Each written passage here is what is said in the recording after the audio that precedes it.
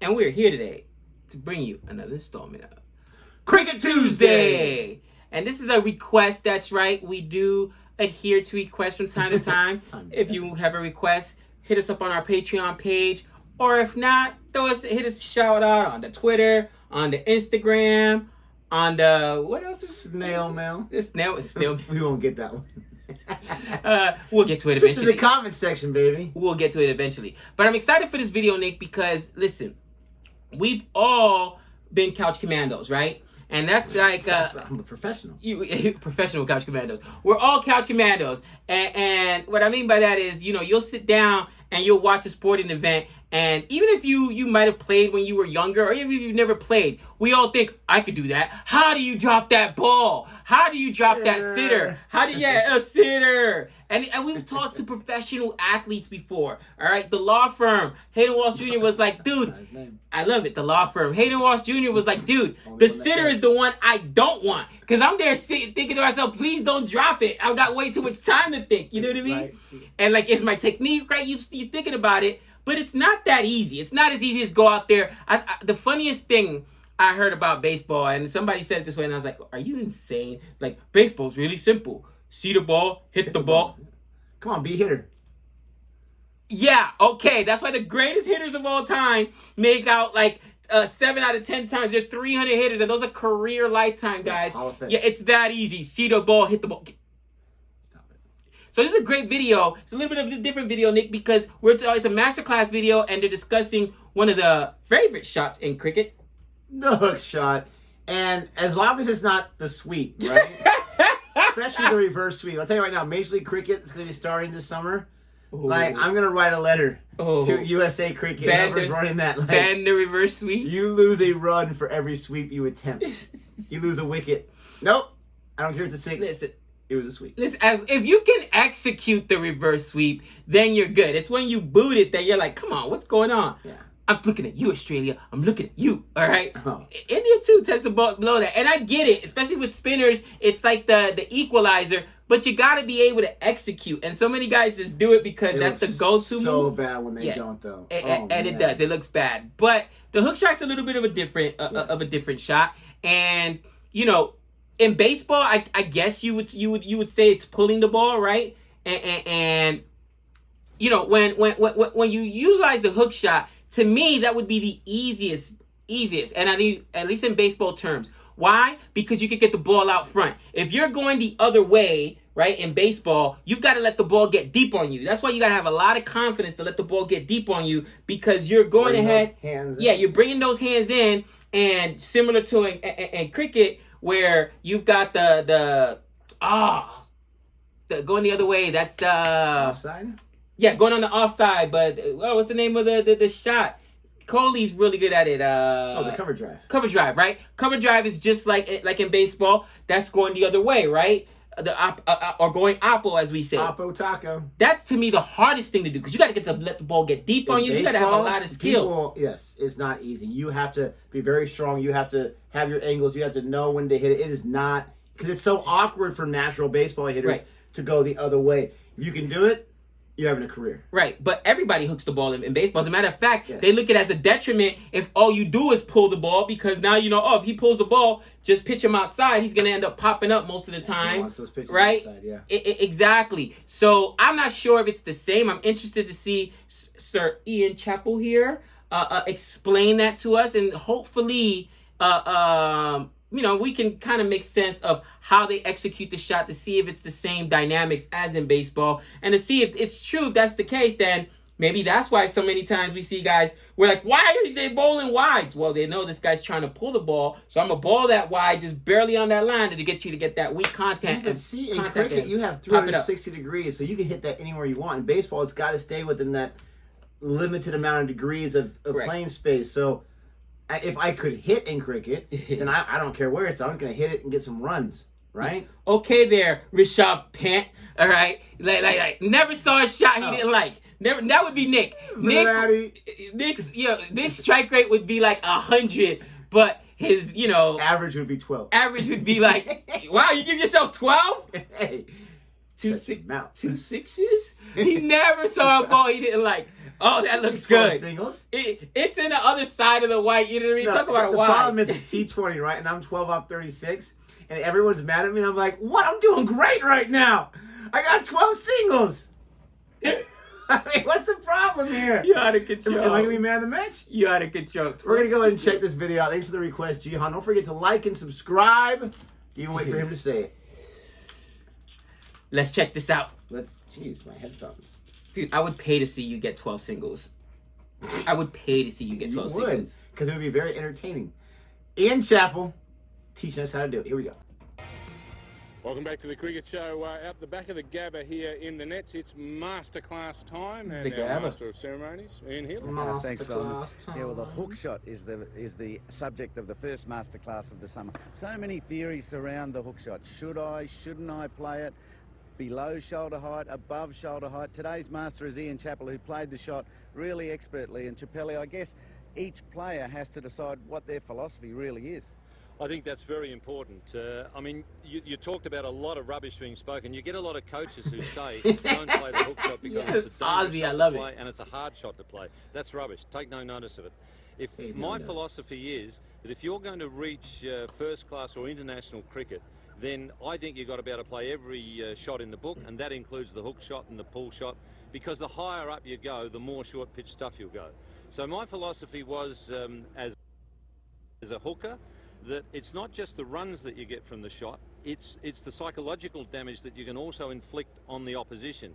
As a captain, I always like to have at least one, preferably two, guys in the top order who would take on the fast bowlers and play the hook shot. Better you have more than one, because you don't want to leave it to just one guy to tackle the opposition.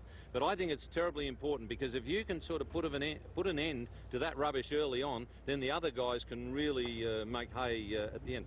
The other thing about the hook shot is, if you can put it away, in other words, hit it for four a few times, then it means the bowler's got to try another length. He's got to come up to you, and then you're starting to cash in on the drives and the other shots. Righto, well, you're about to play a few. Nice. You'll talk us through how to practice it. So what do you think about what he said right there? I mean, obviously, a captain has a strategy. It's not just like other sports, like, well, I hope we win. I mean, they have and not that other sports don't have strategy, but not a lot of sports have captains as a big integral part of the team. Right. And the fact that he's like, no, don't be afraid. I know it's a new ball, pace, all that kind of stuff. They're lethal or whatever. Right. If you can be successful, then everyone's going to feast off that. And they're going to change their length. And then when I'm watching cricket, I'm like, why aren't you doing more drives? What's going on? Right. I hate, and I know it's like the oldest cliche, but what he just talked about there was having a team mentality and a game plan. And this is one of the things that, unfortunately, many teams in professional sports don't do. I go back to baseball, right? When we talk about sabermetrics, we talk about the A's Moneyball, right? In the movie, there's this clip where Brad Pitt's character is the Billy Bean, and he's talking to David Justice and saying, listen, on a 3-0 count, I want you spitting on that pitch. I know you're thinking about hitting it out, but I'd rather you take that walk, get on base, now have that pitcher from the stretch, so that guy start throwing more bullets, start spitting on pitches, guys, build them up, because now, guess what? By the third game of that series, we're in their bullpen, and we're on down to their 4th, 5th starters, as opposed to letting those starters get deep in the game, because we're playing into their game. And it's that mentality, like he said there, take on the fast bowlers, not necessarily because of the runs, but because it's going to make it easier for the guys at the bottom of the lineup. And that's, again, having a true team mentality and having a game plan. Unfortunately, not everybody's a team guy. Some people, a lot of athletes are actually me guys. And, how many times do you see in the NFL where a guy will go for a touchdown when if they just kneel down the ball, the game's over? You know what I mean? Like little things like that. So they got themselves on their fantasy team. They're on their fantasy team. You know what I mean? So, again, strategy there. Now, I want to see how he execute the pull shot. One of the things that Ian Healy, I believe that's interviewing him, mentioned is it shoulder length or below the shoulder when you play the hook shot? And obviously, he's talking about taking on those bouncers from the the Pacers. But I just thought about this. Like in baseball, it is death. It is death. And they always talk about it. It is death to come up any higher than your letters. Because once you come up here, you lose the leverage. And I've never thought about that. For them, a lot of times it's shoulder left, so they're hitting balls almost at their face. They've lost all leverage there with their swing. You can't have a good swing on angle on that. Like, now that I'm thinking about it, that would be a tough execution. I want to even just grab a bat to try and... Sometimes you do see the batters kind of like push up, like in cricket. They go like this and they push it up because they know there's maybe a guy at fine leg and third man, but not directly behind him. So if they can just get it over that wicketkeeper right behind him. That's such an awkward... Think about it. It's very awkward. That's why some guys can do it, other guys can't. Wow, that's that. I didn't even think about that. But even if you have that perfect, length or whatever, perfect line, and you just hit it wrong like in baseball, it's just going to be a sitter. Oh, and I love what he mentioned as well. That one of the reasons you employ it is because you also want that pacer to break from what he's trying to do and go with different results. Not everybody can play the hook shot, but it's that mentality where even if you're executing right, so many guys are concerned with the results as opposed to the process. No, if I'm executing and they're hitting it, okay, they're hitting it, but now if I'm going to change what I do, now I'm playing into their strengths, right? Okay, he hit me for 6. Let me come back and bowl right back at him again, and maybe I get him out or I get the next guy out. But how many times do you see guys go ahead and change that up? So that was an interesting comment there. It's always fun and cool to be able to learn more about the strategy behind it because we're not professional athletes. We don't play the game before. No, not even a little bit. What things you like to look for in young players? Yeah, so we'll start with young players. I think it's really important for the young players when they're learning to play the hook and the pull shot that they've got to get confidence. So you get somebody throwing the ball to you from short distance, just at a gentle medium pace so that you get the confidence of hitting it. And it's really important, as far as I'm concerned, don't use the bowling machine. I reckon it's a nightmare. Get someone to throw them to you, but get them to run just a few paces before they deliver the ball. The reason for that is I think a batsman should always use the same footwork here in the nets that he's going to be using out in the middle. Okay, let's see how good the memory is and see if I can hit a couple. One of the things that you're looking to do is get inside the delivery, and I'll explain that in a minute. That's when you're playing the hook shot. You're looking to get inside it. If you're playing the pull shot, you're hitting that more off your body, so you're hitting it from in front of the body. But the hook shot, you want to be inside it because you take the fear factor out. That's all arms, man. You're moving your feet. You've got no ground. Because even though you know there's a net there, you still think you might get hit.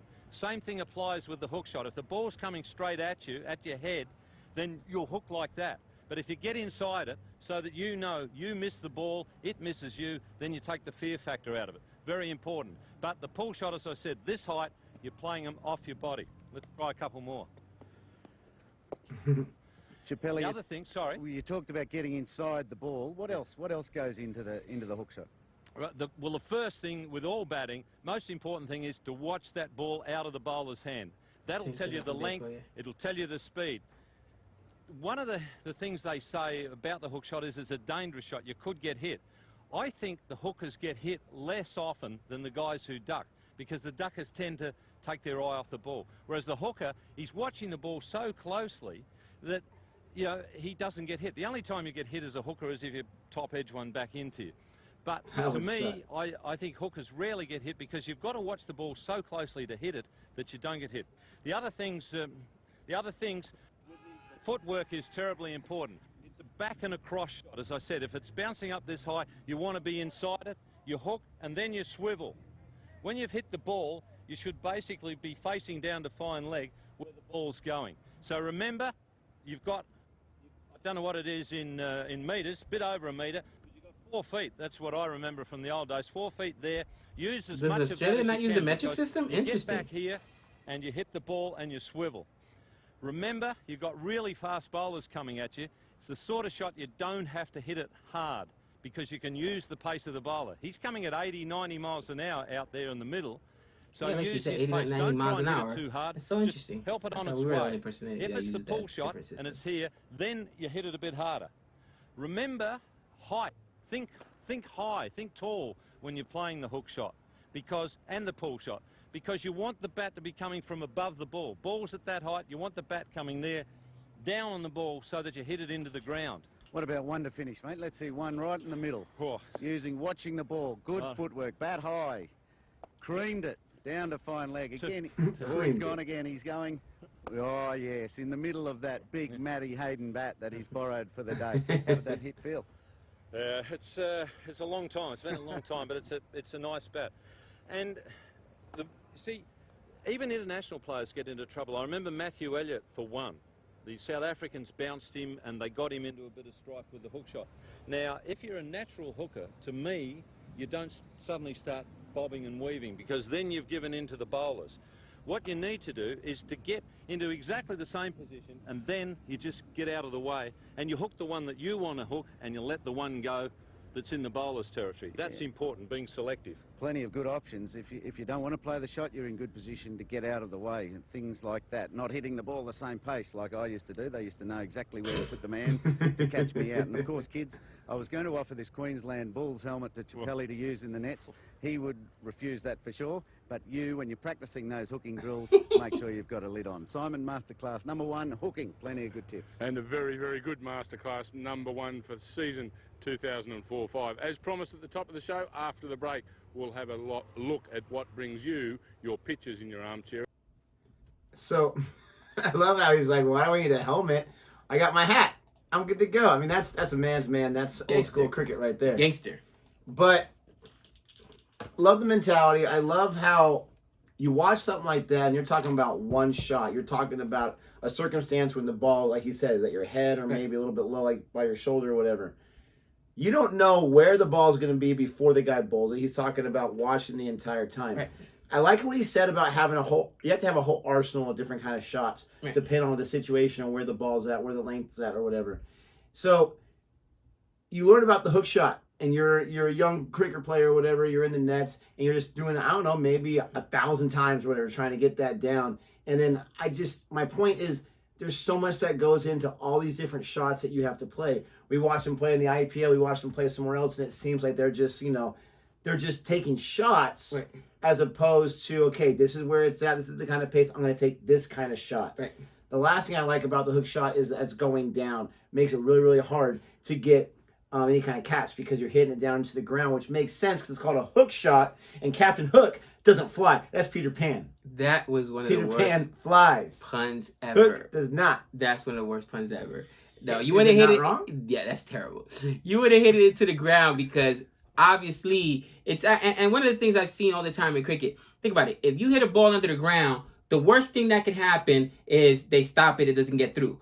But if you hit a ball in the air, you could hit it, not even a meter short. It could actually be over the boundary, and you can still get caught, right? You can have a nick. You could get. We like to call it puran, right? Getting puran. Who else was really JT Rhodes? Those guys that just steal from you. There was someone that came out of nowhere. I can't remember which match it was. It's detrimental. But that's not going to happen if you're pulling it and then hitting it on the ground. You know what I mean? The worst thing that can happen is they stop it. I don't get the run. So I've always thought that guys that focus on hitting the more line drives, not just hitting the ball in the air all the time, but are going to be more successful.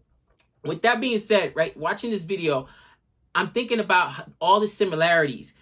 Since I was a kid, always watch the ball out of the hand. Always watch the ball out of the hand. If you pick up the ball, once it's pitched to you in baseball, you're done. Good night. Same thing, I'm sure, in baseball. If you're trying to pick up the ball, in cricket, if you're trying to pick up the ball after it's balled, you're done. Once it's bounced and you're trying to read it, no. And one of the things you talked about is taking 1,000 swings. Yeah, minimum. I mean, they talked stories about how Derek Jeter would take 500 swings as a professional baseball player before each game, right?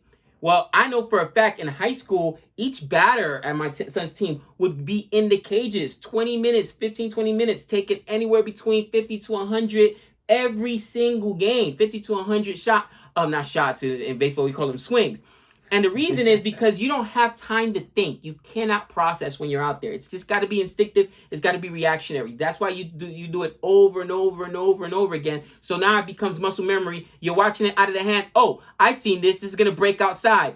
In the back of your mind, if it's going to be an outside pitch, I'm either spitting on it or I may want to go the other way with it. Oh, this is going to be an inside pitch on me in baseball. I'm either going to wear it, which, get on base, loves that. wear it, you know what I mean? I'm either going to dip in and wear it, or, hey, I think he's still slow enough that even though it's inside, I can go ahead and pull that, right? If it's an outside pitch, I'm not going to want to try and pull an outside pitch. I'm going to go the other way. But those are things that you cannot process. It's just got to be a natural thing that happens because you've done these swings over and over and over again. And on the tee drill, have you ever seen those tees, Nick, in baseball where they have the cone that you can put on the three different sides? That's why it's there, so that you can just instinctively hit and feel where your hands are in that path, and just do it so that you have more time to practice on it, because again, you don't have time. And I'm assuming it's the same thing in cricket. I guarantee these guys have taken hundreds, if not thousands of swings, before they've ever, made it to a professional game. Because it's the same thing in baseball. You've taken hundreds, if not thousands of swings before you even get out of high school, before you even go on to college. I mean, it's that many games. So it becomes something that's just instinctive. The last thing, it's funny. People talk about you can't have fear. Bro, that's the hardest thing. It's the hardest thing. Baseball players have been ruined by, they get hit, they can't shake it off. These guys throw almost as hard as baseball players. They're in their 90s. There's a couple guys that can throw, close to 95, 96. We got a couple baseball players that throw 100 plus. Like my nephew Renee, who's a college baseball player, said in cricket he thinks it'd be even harder because since the ball is bouncing off the ground, you really can't read the trajectory. You know what I'm saying? You got to wait till it bounces to read. Oh, is this going to come in and hit me? And we already know that Phil Hughes passed from getting hit, right? And it had, like, that fear. Like the way he said it, like, oh, those guys that are ducking or whatever, I see those guys get hit more. Yeah, but if I'm still doing that pull shot or whatever, or even that hook shot, I'm opening myself up to that ball. If I miss it, it's going to hit me in the... That's got to, like... Right? No, I hear what you're saying, but, like, when I teach all my sons, even my daughter, how just to play catch with a glove, right? The biggest thing they're afraid of is that ball coming anywhere near their head. Right. Yeah. And they kind of go like that, and I say, no. I understand it's hard, but you have to keep your eye on that ball at all times because you have this glove as a security blanket. Right. So if that ball is coming next to your head and you're watching it, even if you don't catch it, it's going to hit that glove and protect your face. Right. As soon as you take the eye off the ball and you do that, and I think that's what he's talking about. Like when you're in control and you're sitting there, sitting pretty, even with pace, if you're able to keep that ball in front of you and move your body like this, you're hitting it with the bat before it even gets to your head. Yeah. Now, easier said than done, but it's like the glove. If you're not watching up that glove to protect you, then you're probably going to get hit in the face. It's as simple as that. Right. Easier said than done. I just love seeing this type of thing from a guy like Ian Chappell that's played for a very, very long time. All that kind of stuff.